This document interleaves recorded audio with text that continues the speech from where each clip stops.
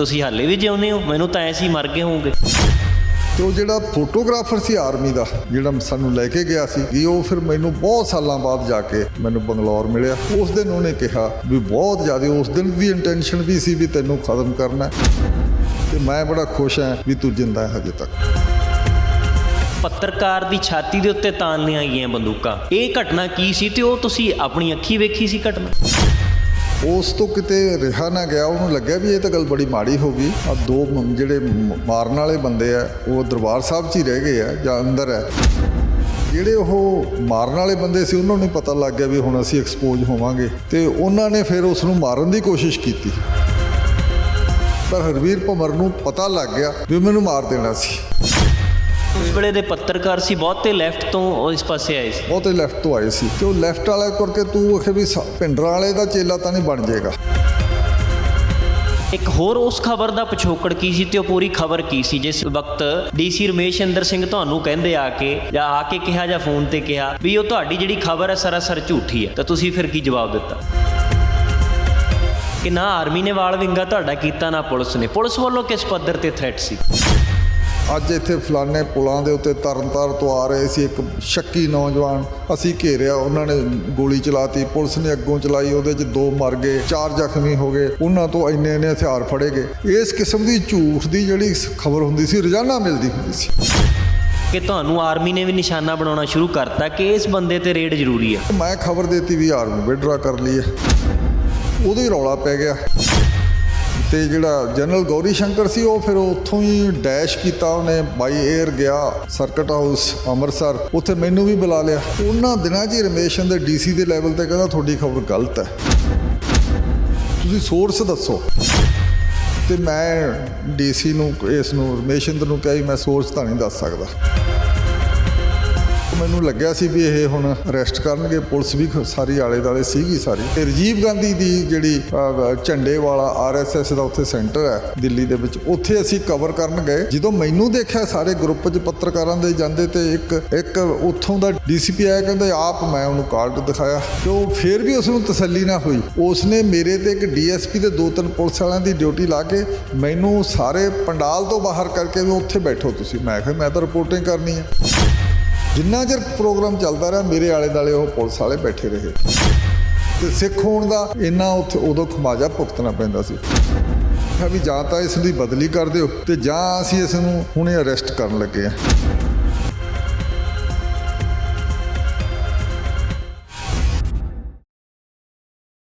ਖਾਕੀ, ਖਾੜਕੂ ਤੇ ਕਲਮ, ਜਗਤਾਰ ਸਿੰਘ ਭੁੱਲਰ ਹੋਰਾਂ ਦੀ ਕਿਤਾਬ, ਜਿਸ ਦੇ ਵਿੱਚ ਕਈ ਉਹਨਾਂ ਪੱਤਰਕਾਰਾਂ ਦੇ ਇੰਟਰਵਿਊ ਛਾਪੇ ਗਏ ਨੇ ਜਿਹੜੇ ਇਤਿਹਾਸਕ ਡਾਕੂਮੈਂਟ ਬਣ ਗਏ ਨੇ ਕਿ ਉਸ ਵੇਲੇ ਦੀ ਪੱਤਰਕਾਰੀ ਕਿਸ ਤਰ੍ਹਾਂ ਦੀ ਸੀ। ਅੱਜ ਜਿਹੜੀ ਕਹਾਣੀ ਦੇ ਨਾਲ ਤੁਹਾਡੇ ਨਾਲ ਅਸੀਂ ਰੂਬਰੂ ਕਰਾਵਾਂਗੇ, ਉਹ ਕਹਾਣੀ ਹੈ ਉਸ ਵੇਲੇ ਦੇ ਹੀ ਇੱਕ ਪੱਤਰਕਾਰ ਜਸਪਾਲ ਸਿੰਘ ਸਿੱਧੂ, ਜਿਨ੍ਹਾਂ ਨੇ ਆਪ ਵੀ ਬਹੁਤ ਕੁਝ ਲਿਖਿਆ। ਲੇਖਕ ਤੇ ਸੀਨੀਅਰ ਪੱਤਰਕਾਰ ਨੇ। 1983 ਤੋਂ 86 ਦਾ ਸਮਾਂ ਉਹਨਾਂ ਨੇ ਅੰਮ੍ਰਿਤਸਰ ਦੇ ਵਿੱਚ ਪੱਤਰਕਾਰੀ ਕੀਤੀ, ਤੇ ਉਸ ਤੋਂ ਬਾਅਦ ਲੰਮਾ ਸਮਾਂ ਦੇਸ਼ ਦੀ ਰਾਜਧਾਨੀ ਦਿੱਲੀ ਦੇ ਵਿੱਚ ਵੀ ਰਹੇ। ਕਿਹੜੀਆਂ ਘਟਨਾਵਾਂ ਇਹਨਾਂ ਦੇ ਨਾਲ ਵਾਪਰੀਆਂ, ਕਿਵੇਂ, ਕਿਉਂਕਿ ਕਿਤਾਬ ਦੇ ਵਿੱਚ ਜਿਹੜਾ ਇਹਨਾਂ ਦਾ ਚੈਪਟਰ ਆ ਉਸ ਦੇ ਵਿੱਚ ਵੀ ਟਾਈਟਲ ਦਿੱਤਾ ਗਿਆ ਆਰਮੀ ਤੇ ਪੁਲਿਸ ਵੀ ਵਾਲ ਵਿੰਗਾ ਨਹੀਂ ਕਰ ਸਕੀ। ਕਿਵੇਂ ਵਾਲ ਵਿੰਗਾ ਨਹੀਂ ਹੋਇਆ, ਸਾਰੀਆਂ ਗੱਲਾਂ ਉਹਨਾਂ ਦੀ ਜ਼ੁਬਾਨੀ ਹੀ ਅਸੀਂ ਸਾਂਝੀਆਂ ਕਰਾਂਗੇ ਜੋ ਕਿਤਾਬ ਦਾ ਹਿੱਸਾ ਬਣੀਆਂ ਨੇ। ਸਭ ਤੋਂ ਪਹਿਲਾਂ ਜੀ ਮੁੱਢਲਾ ਸਵਾਲ ਇਹ ਹੈ ਕਿ ਜਦੋਂ ਪੰਜਾਬੀ ਯੂਨੀਵਰਸਿਟੀ ਪਟਿਆਲਾ ਦੇ ਪੱਤਰਕਾਰੀ ਦੇ ਪਹਿਲੇ ਬੈਚ ਦਾ ਤੁਸੀਂ ਵਿਦਿਆਰਥੀ ਬਣ ਜਾਂਦੇ ਹੋ, ਤੁਹਾਨੂੰ ਲੱਗਿਆ ਕਿ ਪੱਤਰਕਾਰੀ ਹੀ ਵਿਸ਼ਾ ਚੁਣਨਾ ਚਾਹੀਦਾ। ਉਸ ਤੋਂ ਬਾਅਦ ਜਦੋਂ ਪ੍ਰੈਕਟਿਸ ਦੇ ਵਿੱਚ ਆਉਂਦੇ ਹੋ ਤਾਂ ਕਿੱਥੋਂ ਸ਼ੁਰੂਆਤ ਹੋਈ, ਕਿਵੇਂ ਸਾਰਾ ਕੁਝ ਹੋਇਆ ਜੋ ਤੁਹਾਡੇ ਨਾਲ ਵਾਪਰਿਆ? ਦੇਖੋ, ਜਿਹੜੀ ਪੱਤਰਕਾਰੀ ਦੀ ਪੜ੍ਹਾਈ ਹੈ ਤੇ ਜਿਹੜਾ ਫੀਲਡ ਦਾ ਕੰਮ ਹੈ, ਦੋਨਾਂ 'ਚ ਜ਼ਮੀਨ ਅਸਮਾਨ ਦਾ ਫਰਕ ਹੈ। ਤੇ ਮੈਨੂੰ ਇਹ ਲੱਗਦਾ ਵੀ ਸ਼ਾਰਟ 'ਚ ਵੀ ਪੱਤਰਕਾਰੀ 'ਚ ਜਿਹੜੇ ਪ੍ਰੋਫੈਸਰ ਪੜ੍ਹਾਉਂਦੇ ਆ ਉਹਨਾਂ ਨੂੰ ਜਿਹੜੀ ਪ੍ਰੈਕਟੀਕਲ ਪੱਤਰਕਾਰੀ ਹੁੰਦੀ ਹੈ ਉਹਦੇ ਬਾਰੇ ਕੋਈ ਘੱਟ ਗਿਆਨ ਹੁੰਦਾ, ਥਿਓਰੀਟੀਕਲ ਗਿਆਨ ਹੁੰਦਾ, ਜਿਹੜਾ ਪ੍ਰੈਕਟੀਕਲ ਨਹੀਂ ਹੁੰਦਾ। ਇਸ ਕਰਕੇ ਜਦੋਂ ਫੀਲਡ 'ਚ ਗਏ ਤਾਂ ਉਸ ਵੇਲੇ ਸਾਨੂੰ ਜਿਹੜੀਆਂ ਦੁਸ਼ਵਾਰੀਆਂ ਆਈਆਂ, ਜਿਹੜੀਆਂ ਮੁਸੀਬਤਾਂ ਸਾਨੂੰ ਆਈਆਂ ਸਾਹਮਣੇ, ਉਹ ਅਸੀਂ ਹਿੱਟ ਐਂਡ ਟ੍ਰਾਇਲ ਤਰੀਕੇ ਨਾਲ ਆਪ ਹੀ ਸਿੱਖਿਆ। ਉਹ ਕੋਈ ਬਾਹਰੋਂ ਕੋਈ ਗੱਲਬਾਤ ਨਹੀਂ ਹੋਈ। ਉਦੋਂ ਫੀਲਡ ਜਾਂਦੇ ਹੋ ਤੁਸੀਂ, ਕੋਈ ਵੀ ਜਾਵੇ ਕਿਸੇ ਵੀ ਫੀਲਡ ਦੇ ਵਿੱਚ, ਉਹਦੇ 'ਚ ਲਰਨ ਕਰਦਾ, ਉੱਥੋਂ ਲਰਨ ਕੀਤਾ। ਜਿਵੇਂ ਹੁਣ ਸਾਨੂੰ ਬਿਲਕੁਲ ਨਹੀਂ ਸੀ ਪਤਾ ਹੁੰਦਾ ਵੀ ਟੈਲੀਗ੍ਰਾਮ ਹੀ ਕਿਵੇਂ ਦੇਣੀ ਹੈ, ਜਿਹੜੀ ਸਾਨੂੰ ਸਾਰੀਆਂ ਉਸ ਵੇਲੇ ਜਿਹੜਾ 75 ਦੇ ਵਿੱਚ ਖਬਰਾਂ ਅਸੀਂ ਟੈਲੀਗ੍ਰਾਫਿਕ ਅਥਾਰਟੀ ਹੁੰਦੀ ਸੀਗੀ ਪੇਪਰ ਵੱਲੋਂ ਦਿੱਤੀ ਵੀ, ਅਤੇ ਉਹਦੇ 'ਚ ਤੁਸੀਂ ਕੁਛ ਨਹੀਂ ਸੀ ਕਰਨਾ, ਆਪਦਾ ਮਜਬੂਨ ਜਾ ਕੇ ਜਿਹੜਾ ਸੈਂਟਰਲ ਟੈਲੀਗ੍ਰਾਫ ਆਫਿਸ ਹੁੰਦਾ ਸੀ ਉੱਥੇ ਜਾ ਕੇ ਦੇਣਾ ਹੁੰਦਾ ਸੀ, ਉਹ ਅੱਗੇ ਭੇਜ ਦਿੰਦੇ ਤੇ ਉਹਦਾ ਪੇਮੈਂਟ ਜਿਹੜੀ ਕਰਨੀ ਸੀ ਉਹ ਅਖਬਾਰ ਦੇ ਦਫ਼ਤਰ 'ਚ ਹੁੰਦੀ ਸੀ, ਬੜੀ ਸਬਸਿਡਾਈਜ਼ ਹੁੰਦੀ ਸੀ। ਬਾਹਰ ਜੇ 10 ਰੁਪਏ ਦਾ ਇੱਕ ਵਰਡ ਹੈ ਤਾਂ ਉੱਥੇ ਸਮਝੋ ਤੁਸੀਂ 5 ਪੈਸੇ ਦਾ, ਇੰਨਾ ਜ਼ਿਆਦਾ ਸਰਕਾਰ ਵੱਲੋਂ ਹੁੰਦਾ ਸੀਗਾ। ਤੇ ਉਹ ਇਹ ਸਾਰਾ ਕੁਝ ਬਾਅਦ 'ਚ ਸਿੱਖਿਆ, ਪ੍ਰੈਕਟੀਕਲ ਸਿੱਖਿਆ ਸਾਰਾ। ਤੇ ਇੱਕ ਸਵਾਲ ਹੈ ਮੇਰੇ ਮਨ ਦਾ ਵੀ, ਮੈਂ ਵੀ ਜਦੋਂ ਤੁਹਾਡੀ ਕਹਾਣੀ ਪੜ੍ਹੀ ਉਸ ਦੇ ਵਿੱਚ ਇਹ ਸੀ ਕਿ ਪੰਜਾਬ ਸੂਬੇ ਦੇ ਵਿੱਚ ਤਾਂ ਹਾਲਾਤ ਜਿਸ ਤਰ੍ਹਾਂ ਦੇ ਸੀ, ਪਰ ਅੰਮ੍ਰਿਤਸਰ ਇੱਕ ਖਾਸ ਨਜ਼ਰ ਨਾਲ ਵੇਖਿਆ ਜਾਂਦਾ ਸੀ। ਜਦੋਂ ਤੁਹਾਡਾ ਅੰਮ੍ਰਿਤਸਰ ਦੇ ਵਿੱਚ ਪੈਰ ਪਿਆ ਪੱਤਰਕਾਰ ਐਜ਼ ਏ ਪੱਤਰਕਾਰ, ਤਾਂ ਉਦੋਂ ਕੀ ਫਿਰ ਤੁਹਾਨੂੰ ਦੇਖਣ ਨੂੰ ਪਹਿਲੇ ਦਿਨ ਤੋਂ ਹੀ ਮਿਲਣਾ ਸ਼ੁਰੂ ਹੋ ਗਿਆ? ਦੇਖੋ, ਮੈਂ 5 ਸਾਲ ਉਦੋਂ ਪਹਿਲਾਂ ਪੱਤਰਕਾਰੀ ਇੰਡੀਅਨ ਐਕਸਪ੍ਰੈਸ ਨਾਲ ਕੀਤੀ ਸੀ। ਇੰਡੀਅਨ ਐਕਸਪ੍ਰੈਸ ਦੇ ਡਿਸਟ੍ਰਿਕਟ ਹੈੱਡਕੁਆਟਰ ਬਠਿੰਡਾ ਉਦੋਂ ਮਾਨਸਾ ਅਤੇ ਬਠਿੰਡਾ ਦੋਨਾਂ ਡਿਸਟ੍ਰਿਕਟ ਇਕੱਠੇ ਇੱਕੋ ਹੀ ਬਠਿੰਡਾ ਡਿਸਟ੍ਰਿਕਟ ਹੁੰਦਾ ਸੀ, ਅਤੇ ਬੜੇ ਥੋੜ੍ਹੇ ਪੱਤਰਕਾਰ ਹੁੰਦੇ ਸੀ। ਇੰਡੀਅਨ ਐਕਸਪ੍ਰੈਸ, ਟ੍ਰਿਬਿਊਨ ਅਤੇ ਜਾਂ ਜਲੰਧਰ ਦੇ 1-2 ਜਿਵੇਂ ਅੱਜ ਕੱਲ੍ਹ ਐਡਾ ਵੱਡਾ ਏਰੀਆ ਹੋਣ 'ਚ ਹਰ ਟਾਊਨ 'ਚ ਵੀ ਪੱਤਰਕਾਰ ਆ, ਇਹ ਨਹੀਂ ਸੀ ਹੁੰਦਾ। ਛੋਟੇ ਟਾਊਨ 'ਚ ਡਿਸਟ੍ਰਿਕਟ ਹੈੱਡਕੁਆਟਰ 'ਤੇ ਹੁੰਦੇ ਸੀ। ਉਹ ਪੱਤਰਕਾਰੀ ਚਲੋ ਠੀਕ ਸੀ, ਕੁਛ ਮਾੜਾ ਮੋਟਾ ਪੱਤਰਕਾਰੀ ਇੰਡੀਅਨ ਐਕਸਪ੍ਰੈਸ 'ਚ ਬਾਈ ਲਾਈਨ ਸ਼ਬਦੀ ਕਰਕੇ ਜਾਣਦੇ ਸੀ ਲੋਕ ਸਾਰੇ। ਅਤੇ ਇੰਨੇ 'ਚ ਫਿਰ ਮੋਰਚਾ 4 ਅਗਸਤ 1982 ਵਿੱਚ ਲੱਗ ਗਿਆ। ਅਤੇ ਮੋਰਚਾ ਲੱਗਣ ਤੋਂ ਬਾਅਦ ਕਾਫੀ ਸਰਗਰਮੀ ਹੋ ਗਈ ਧਰਮ ਯੁੱਧ ਮੋਰਚੇ ਤੋਂ ਬਾਅਦ। ਦਰਬਾਰ ਸਾਹਿਬ ਦੇ ਵਿੱਚ ਸਾਰੇ ਸੀਗੇ, ਡਿਕਟੇਟਰ ਸੀ ਹਰਚੰਦ ਸਿੰਘ ਲੌਂਗੋਵਾਲ ਮੋਰਚੇ ਦਾ, ਅਤੇ ਸੰਤ ਭਿੰਡਰਾਂ ਸੀ। ਦੋਨੋਂ ਪਹਿਲਾਂ ਇਕੱਠੇ ਸੀਗੇ ਸਾਰੇ ਆਪਸ ਵਿੱਚ ਦੀ, ਇਕੱਠੇ ਹੀ ਉਹ ਜਿਹੜਾ ਮੰਜੀ ਸਾਹਿਬ ਦਰਬਾਰ ਸਾਹਿਬ ਦੇ ਵਿੱਚ ਮੰਜੀ ਸਾਹਿਬ ਸਟੇਜ ਹੈ, ਉੱਥੋਂ ਉਹ ਭਾਸ਼ਣ ਰੋਜ਼ ਸ਼ਾਮ ਨੂੰ ਹੁੰਦਾ ਸੀ, ਅਤੇ ਪ੍ਰੈਸ ਰਿਲੀਜ਼ ਵੀ ਇਕੱਠੀ ਤਕਰੀਬਨ ਜਾਂਦੀ ਸੀ। ਹੌਲੀ ਹੌਲੀ ਫਿਰ ਉਹਨਾਂ 'ਚ ਫਰਕ ਪੈ ਗਿਆ। ਜਿਨ੍ਹਾਂ ਦਿਨਾਂ 'ਚ ਮੈਂ ਗਿਆ ਉਦੋਂ ਸੰਤਾਂ ਦੇ ਵਿੱਚ ਫਰਕ ਸੀ। ਅਤੇ ਇੱਕ ਮੇਰੀ ਜਿਹੜੀ ਮੈਨੂੰ ਉੱਥੇ ਸਪੈਸ਼ਲ ਭੇਜਿਆ ਗਿਆ, ਉਹ ਸੀ ਆਪਣੇ ਅਵਤਾਰ ਸਿੰਘ ਅਟਵਾਲ ਦਾ ਕੇਸ, DIG ਦਾ। DIG ਸੰਤਾਂ ਨੂੰ ਮਿਲ ਕੇ ਅਤੇ ਉਹ ਨਿਕਲ ਰਿਹਾ ਸੀ ਦਰਬਾਰ ਸਾਹਿਬ 'ਚੋਂ, ਪੌੜੀਆਂ ਜਿਹੜੀਆਂ ਘੰਟਾ ਘਰ ਦੀਆਂ ਪੌੜੀਆਂ ਚੜ੍ਹ ਰਿਹਾ ਸੀ। ਉੱਥੇ ਫਿਰ ਉਸ ਨੂੰ ਗੋਲੀਆਂ ਮਾਰੀਆਂ ਕਿਸੇ ਨੇ, ਗੋਲੀਆਂ ਮਾਰ ਕੇ, ਕਿਉਂਕਿ ਮਾਰਨ ਵਾਲੇ ਤਾਂ ਅੰਦਰ ਦੇ ਸੀਗੇ ਬੰਦੇ, ਇਹਦੇ 'ਚ ਕੋਈ ਸ਼ੱਕ ਵਾਲੀ ਗੱਲ ਨਹੀਂ, ਪਰ ਕੌਣ ਸੀ ਕਿਵੇਂ ਸੀ ਉਹ ਆਪਣੇ ਲੈਵਲ 'ਤੇ 2-3 ਬੰਦਿਆਂ ਨੇ ਫੈਸਲਾ ਕੀਤਾ ਸੀ। ਕਿਉਂਕਿ ਉਸ ਵੇਲੇ ਉਹ ਬਾਰਡਰ ਏਰੀਏ ਦੇ ਬੰਦੇ ਸੀ ਸਾਰੇ, ਕੁਛ ਉਹਨਾਂ ਪਿੰਡਾਂ ਦੇ ਰਹਿਣ ਵਾਲੇ ਸੀ, ਬਾਅਦ 'ਚ ਪਤਾ ਲੱਗਿਆ। ਅਤੇ ਉਹਨਾਂ ਨੂੰ ਉਸ ਵੇਲੇ ਅਟਵਾਲ ਕਿਤੇ SSP ਵੀ ਰਿਹਾ ਸੀ ਅੰਮ੍ਰਿਤਸਰ ਦਾ, ਅਤੇ ਉਹ ਵੀ ਕੁਛ ਇਸ ਬੈਕਗਰਾਊਂਡ ਦੇ ਸੀ ਵੀ ਉਹ ਫੜੇ ਗਏ ਸੀ, ਕੁੱਟੇ ਕੱਟੇ ਗਏ ਸੀ, ਤਾਂ ਉਹਨਾਂ ਨੂੰ ਕਿਸੇ ਤਰੀਕੇ ਨਾਲ ਟੌਰਚਰ ਕੀਤਾ ਹੋਣਾ। ਅਟਵਾਲ ਨੇ ਗੁੱਸਾ ਸੀ, ਕੋਈ ਪਰਸਨਲ ਲੈਵਲ ਦਾ ਬਹੁਤਾ ਸੀ। ਅਟਵਾਲ ਦੀ ਉਸ ਕਤਲ ਤੋਂ ਤੁਰੰਤ ਬਾਅਦ ਜਿਹੜੀ ਇੱਕ ਘਟਨਾ ਦਾ ਜ਼ਿਕਰ ਹੈ ਕਿਤਾਬ ਦੇ ਵਿੱਚ ਵੀ, ਜਿਹੜਾ ਤੁਸੀਂ ਵੀ ਦੱਸਿਆ, ਕਿ ਜਿਸ ਦੇ ਵਿੱਚ ਇੱਕ ਪੱਤਰਕਾਰ ਦੀ ਛਾਤੀ ਦੇ ਉੱਤੇ ਤਾਣ ਲਈਆਂ ਗਈਆਂ ਬੰਦੂਕਾਂ। ਇਹ ਘਟਨਾ ਕੀ ਸੀ ਅਤੇ ਉਹ ਤੁਸੀਂ ਆਪਣੀ ਅੱਖੀਂ ਵੇਖੀ ਸੀ ਘਟਨਾ? ਨਹੀਂ, ਘਟਨਾ ਮੈਥੋਂ ਆਉਣ ਤੋਂ ਪਹਿਲਾਂ ਹੋਈ ਹੈ। ਅਤੇ ਉਹਦੇ 'ਚ ਕੀ ਹੋ ਗਿਆ ਜੀ, ਹਰਵੀਰ ਸਿੰਘ ਭੰਵਰ ਸੀ, ਉਹ ਥੋੜ੍ਹੇ ਮਹੀਨੇ ਪਹਿਲਾਂ ਹੀ ਉਹ ਪੂਰੇ ਹੋ ਗਏ ਆ। ਅਤੇ ਉਹ ਹਰਵੀਰ ਸਿੰਘ ਭੰਵਰ ਮੇਰਾ ਹੀ ਕਲਾਸ ਫੈਲੋ ਰਹੇ ਸੀ ਪਹਿਲਾਂ, ਅਸੀਂ ਜਰਨਲਿਜ਼ਮ ਡਿਪਾਰਟਮੈਂਟ 'ਚ ਇਕੱਠੇ ਸੀ। ਅਤੇ ਉਸ ਤੋਂ ਕਿਤੇ ਰਿਹਾ ਨਾ ਗਿਆ, ਉਹਨੂੰ ਲੱਗਿਆ ਵੀ ਇਹ ਤਾਂ ਗੱਲ ਬੜੀ ਮਾੜੀ ਹੋ ਗਈ। ਆਹ 2 ਜਿਹੜੇ ਮਾਰਨ ਵਾਲੇ ਬੰਦੇ ਆ ਉਹ ਦਰਬਾਰ ਸਾਹਿਬ 'ਚ ਹੀ ਰਹਿ ਗਏ ਆ ਜਾਂ ਅੰਦਰ ਹੈ। ਤਾਂ ਉਹ ਸੰਤ ਲੌਂਗੋਵਾਲ ਕੋਲ ਗਿਆ, ਹਰਮੰਦਰ ਸੰਧੂ ਜਿਹੜਾ ਫੈਡਰੇਸ਼ਨ ਦਾ ਸੀ ਉਹਦੇ ਕੋਲ ਗਿਆ, ਅਤੇ ਉਹ ਤੋਂ ਰੁਕਿਆ ਹੀ ਨਾ ਗਿਆ ਵੀ ਇਹ ਬੜੀ ਮਾੜੀ ਗੱਲ ਹੋਈ ਆ, ਉਹਨੂੰ ਇਹ ਮਹਿਸੂਸ ਹੋ ਗਿਆ। ਅਤੇ 2-3 ਥਾਈਂ ਕਿਹਾ, ਤਾਂ ਜਿਹੜੇ ਉਹ ਮਾਰਨ ਵਾਲੇ ਬੰਦੇ ਸੀ ਉਹਨਾਂ ਨੂੰ ਪਤਾ ਲੱਗ ਗਿਆ ਵੀ ਹੁਣ ਅਸੀਂ ਐਕਸਪੋਜ਼ ਹੋਵਾਂਗੇ, ਜਾਂ ਉਹਨਾਂ ਦੇ ਨਾਲ ਦੇ ਸਾਥੀਆਂ ਨੂੰ ਪਤਾ ਲੱਗ ਗਿਆ, ਅਤੇ ਉਹਨਾਂ ਨੇ ਫਿਰ ਉਸ ਨੂੰ ਮਾਰਨ ਦੀ ਕੋਸ਼ਿਸ਼ ਕੀਤੀ। ਤਾਂ ਉਹ ਮਹਿੰਦਰ ਸਿੰਘ ਜਿਹੜਾ ਉਦੋਂ ਦਾ ਅਕਾਲੀ ਪੱਤਰਕਾਰ ਸੀਗਾ, ਉਹਦੀ ਉੱਥੇ ਕਾਫੀ ਜ਼ਿਆਦਾ ਕਲਾਊਡ ਸੀ, ਕਾਫੀ ਉਹਦਾ ਉੱਥੇ ਦਬਦਬਾ ਸੀਗਾ, 20-25 ਸਾਲ ਦਾ, ਉੱਥੋਂ ਹੀ ਉਹ ਰਿਪੋਰਟਿੰਗ ਕਰਦਾ ਸੀ। ਉਹਨੇ ਫਿਰ ਕਿਹਾ ਵੀ ਨਹੀਂ ਇਹ ਕੰਮ ਨਹੀਂ ਕਰਨਾ, ਅਤੇ ਇਸ ਕਰਕੇ ਹਰਵੀਰ ਭੰਵਰ 'ਤੇ ਗੋਲੀ ਨਹੀਂ ਚੱਲੀ। ਪਰ ਹਰਵੀਰ ਭੰਵਰ ਨੂੰ ਪਤਾ ਲੱਗ ਗਿਆ ਵੀ ਮੈਨੂੰ ਮਾਰ ਦੇਣਾ ਸੀ, ਤਾਂ ਫਿਰ ਉਹ ਇੰਨਾ ਡਰਿਆ ਵੀ ਉਹ UNI ਦਾ ਆਫਿਸ ਛੱਡ ਗਿਆ। UNI ਦਾ ਆਫਿਸ ਛੱਡ ਗਿਆ, ਅਤੇ UNI ਦਾ ਆਫਿਸ ਖਾਲੀ ਹੋ ਗਿਆ, ਅਤੇ ਮੋਰਚਾ ਲੱਗਿਆ ਹੋਵੇ ਔਰ ਅੰਮ੍ਰਿਤਸਰ ਡੇਟਲਾਈਨ ਸਾਰੇ ਦੁਨੀਆ ਦੇ ਵਿੱਚ ਉਹਦੇ ਤੋਂ ਖਬਰਾਂ ਦੀ ਉਡੀਕ ਹੁੰਦੀ ਹੋਵੇ, PTI ਨਾਲ ਮੁਕਾਬਲਾ ਹੋਵੇ। 2 ਏਜੰਸੀਆਂ ਹੁੰਦੀਆਂ ਸੀ, PTI ਅਤੇ UNI, ਜਿਨ੍ਹਾਂ ਦੀਆਂ ਖਬਰਾਂ ਤਕਰੀਬਨ 70% ਖਬਰਾਂ ਦੋਨਾਂ ਏਜੰਸੀਆਂ ਦੀਆਂ ਲੱਗਦੀਆਂ ਹੁੰਦੀਆਂ ਸੀ। ਦੂਜੇ ਅਖਬਾਰਾਂ ਕੋਲ ਆਪਦਾ ਨੈਟਵਰਕ ਰਿਪੋਰਟਰ ਦਾ ਇੰਨਾ ਹੁੰਦਾ ਨਹੀਂ ਸੀ ਉਹਨਾਂ ਦਿਨਾਂ ਦੇ ਵਿੱਚ। ਬਾਅਦ 'ਚ ਤਾਂ ਬਹੁਤ ਬਣ ਗਿਆ। ਤੇ ਉਸ ਤੋਂ ਬਾਅਦ ਤੁਹਾਨੂੰ ਡਿਊਟੀ ਤੇ ਉੱਥੇ ਉਹਨਾਂ ਦੀ ਜਗ੍ਹਾ ਤੈਨਾਤ? ਉਸ ਤੋਂ ਬਾਅਦ ਫਿਰ ਮੈਨੂੰ ਇਹ ਸਪੈਸ਼ਲ ਗਏ ਜੀ, ਕੋਈ ਬੰਦਾ ਲੱਭਿਆ ਪੰਜਾਬ ਵਿੱਚੋਂ। ਪੰਜਾਬ ਵਿੱਚੋਂ ਇਹਨਾਂ ਨੇ 2 ਕ੍ਰਾਈਟੀਰੀਆ 'ਚ ਮੈਨੂੰ ਲੱਭਿਆ ਸਾਰਾ ਕੁਛ। ਇੱਕ ਤਾਂ ਵੀ ਜਿਹੜਾ ਦਰਬਾਰ ਸਾਹਿਬ ਦੇ ਅੰਦਰ ਜਾ ਸਕਦਾ ਹੋਵੇ, ਸਿਰ 'ਤੇ ਪੱਗ ਹੋਵੇ, ਸਰਦਾਰ ਹੋਵੇ, ਇਸ ਕਰਕੇ ਇੱਥੋਂ ਸਪੈਸ਼ਲ ਚੰਡੀਗੜ੍ਹ ਆਫਿਸ 'ਚੋਂ ਬੰਦਾ ਉੱਥੇ ਗਿਆ ਬਠਿੰਡੇ ਮੈਨੂੰ ਮਿਲਣ, ਮੇਰੇ ਕੋਲੇ ਰਾਤ ਰਿਹਾ ਤੇ ਕਹਿੰਦਾ ਵੀ ਸਾਨੂੰ ਪਤਾ ਹੈ ਤੇ ਇੱਥੇ ਚਾਹੀਦਾ ਸਾਨੂੰ ਬਹੁਤ ਛੇਤੀ ਬੰਦਾ, ਤੇ ਤੂੰ ਸਾਡੇ ਨਾਲ ਆ ਜਾ, ਇੰਡੀਅਨ ਐਕਸਪ੍ਰੈਸ ਛੱਡ ਦੇ। ਤੇ ਆਫਰ ਵੀ ਕੀਤੀ ਵੀ ਤੈਨੂੰ ਅਸੀਂ, ਉਹ ਸਾਡੇ ਸਿਸਟਮ ਸੀ ਪਹਿਲਾਂ ਡੈਸਕ ਤੇ ਸਬ ਐਡੀਟਰ ਰੱਖਦੇ ਹੁੰਦੇ ਸੀ ਇੰਗਲਿਸ਼ ਪ੍ਰੈਸ ਦੇ ਵਿੱਚ, ਪਿੱਛੋਂ ਫਿਰ ਰਿਪੋਰਟਰ ਬਣਾਉਂਦੇ ਸੀ।